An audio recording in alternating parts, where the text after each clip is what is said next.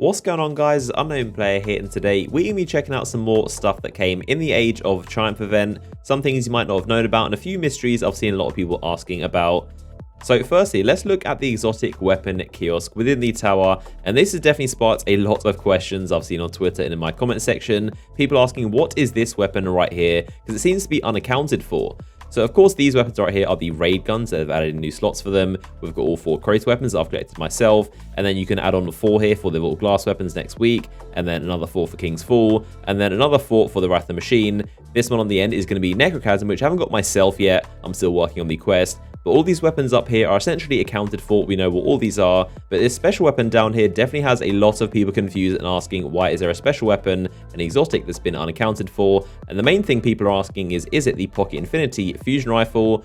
Now, unfortunately, that is the bad news. It is definitely not the Pocket Infinity. If you watched a recent video, I covered that Josh Hamrick from Bungie confirmed Pocket Infinity is not actually coming back. Unfortunately, no idea why that is, but Pocket Infinity is staying in year 1 for whatever reason. But the simple answer is actually that this weapon is the Vex Mythoclast. It's very strange that it's in the special weapon category. Obviously, it is a primary, but technically it's a fusion rifle, so maybe that's why Bungie put it in this slot. You do have weapons like the Universe Remote, which is also a primary weapon, but this is over in the special category too. Pretty simple answer, but a lot of people have definitely been very confused about it. This weapon is simply put the Vex Mythoclast.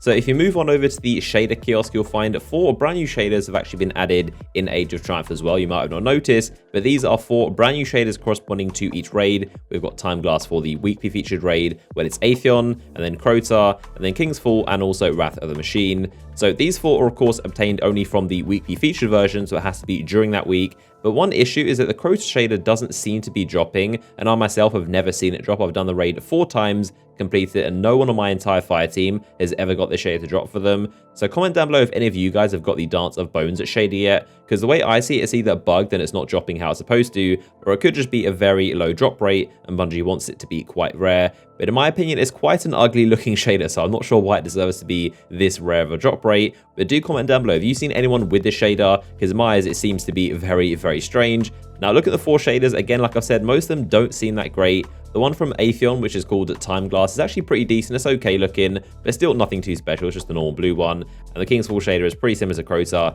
just kind of an ugly, weird tinted shade. Whereas this one called Wildfire for the Wrath of the Machine raid, this one has got to be one of my new favorite shaders. This one looks incredible, especially on the Titan as well. This is a really, really awesome shader, and it's really weird how like the 3 out of the 4 are just normal bland looking ones, and this one is like crazy over the top glowing. So there you go, 4 new shaders that are apparently dropping from defeating the raid bosses, but maybe they've got a very low drop rate, or they might be bugged. So keep an eye out for these shaders if any of you guys get them, and I'm definitely hoping to get this Wildfire shader myself. It looks really, really awesome.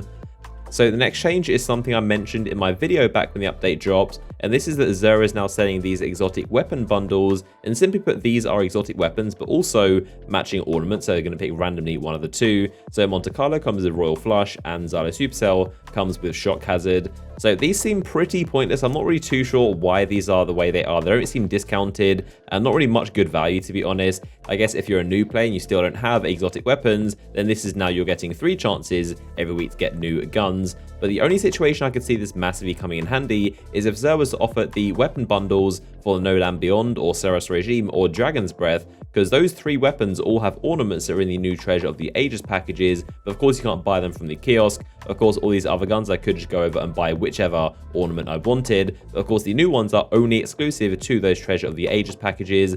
Now the question is if Xur is actually going to sell of those ornaments, because it seems doubtful. I mean, they could make a lot of money if people are buying the Treasure of the Ages packages, and no one's going to do that if they can buy them from Xur. So who knows if he's actually going to offer those specific ornaments, but we'll have to find out in the coming weeks. So next up, if you go and visit Shiro 4 over in the Iron Temple, I haven't been here in a while, but he actually has 2 new additions to his inventory. So these are 2 trade offers, and one of them is to get the brand new Age of Triumph ornaments, the same ones that work on all the brand new raid gear, but you can trade them for perfected ornaments. So if you're not interested in using any of the old perfected ornaments, you can trade 2 of them and 25 legendary marks to get 1 Age of Triumph token. And then over here, he also has the Ice and Fire donation, where you can trade your tokens in for a bunch of Vanguard rep. It does give you a massive chunk, so this might be worth it if you're trying to get some more Vanguard levels, maybe a weapon or something like that. But there you go, those are 2 changes to Shiro 4. So I want to finish off the video by showing off what I got in my 3 Age of Triumph treasure boxes. So these are of course the ones you get weekly, you get 3 per week. Now I've heard that the drop rates on these things are painfully low and very, very bad. I think the main issue is there's so much like stuff in the loot pool, it's really diluted with a ton of old stuff. So that may be the problem, there's a ton of really old and kind of pointless stuff that you can get in these. So the drop rates of good stuff like the ornaments and the new Age of Triumph gear seems to be pretty low. So as you can see, opening up all 3 of them, I got basically nothing. I got complete garbage. And yeah, it seems to be pretty much an example. Maybe I got unlucky. Maybe you guys got some exotics on your first try. But I personally wasn't too lucky and doesn't really inspire me to want to spend real money to get any of these boxes. I thought something might have went to my postmaster, but no, absolutely nothing. So yeah, drop rates seem to be pretty low. But of course, let me know your thoughts down below in the comment section. So there you go, a look at some of the new stuff that's featured in the social spaces and answering some commonly asked questions and mysteries. Hopefully you guys enjoyed the video. As always, if you did, a like rating would be much appreciated. Of course, stay tuned for many more videos on the channel here very soon. Be sure to subscribe so you don't miss out, and I'll see you guys in the next one.